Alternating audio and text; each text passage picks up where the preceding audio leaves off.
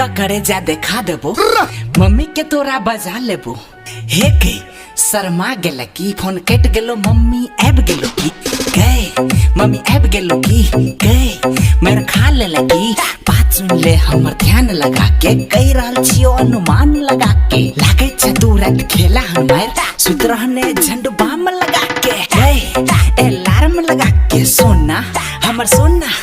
सपना में देखलो तू उहे लड़की छे, गाँव में तू नया लड़की छे। जींस विंस के चक्कर हटा, सूट सलवार में तो निक लगै छे। सुनो हमर भाई हमरा प्यार भ गेले, लड़की के चक्कर में मार भ गेले। बारिश में भी कम मिले लगलो, अगला दिन हमरा बुखार भ गेले। हमर रानी हमर डुम्पा, तू पायल पहिन या झुमका, तू जे भी पहिन सब निक लगतो। हमरा पास ठंडा नहीं लगतो, सब निक लगतो। है के महफिल जमा देबो समा में, सब धुआं उड़ा देबो हवा में।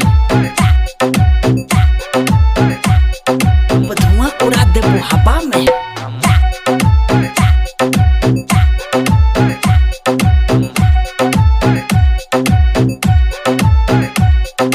धुआं उड़ा देबो हवा में।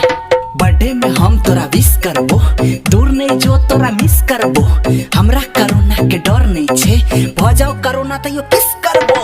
रांची के रानी तू माल बहुत पिल्ला छे, दिल्ली के मोमोज आ शिमला के सिल्ला छे। तोरा पीछे छोगे पागल हजारों, कुछो बताना गे पटना के पारो। दोसर के गाना में दम नहीं छे, हमर पगली लैला से कम नहीं छे। हमरा पगली के देखबे जे घुर क, तोरा टकला पर मारबो उड़ क।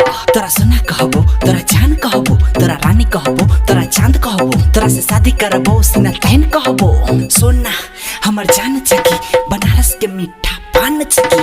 गोवा तने तोरा दिखा ल जेबो, बर्गर तने तोरा पिज्जा खुएबो। जे तोरा देखे छो ओकरा गिरेबो, नाम नहीं ले बारात लका एबो गे।